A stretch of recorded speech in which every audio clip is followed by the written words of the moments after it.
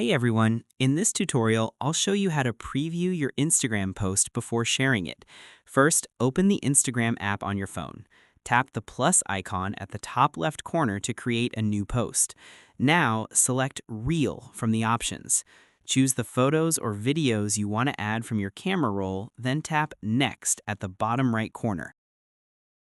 Here, you can add audio to your Instagram reel if you'd like.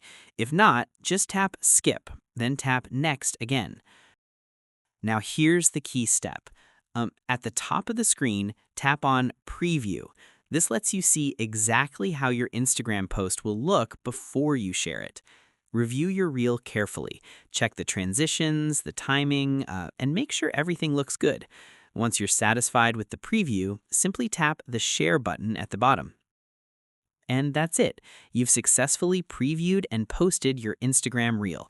This Instagram preview feature helps you avoid mistakes and ensures your content looks professional before going live. Thanks for watching, and don't forget to subscribe for more quick tutorials.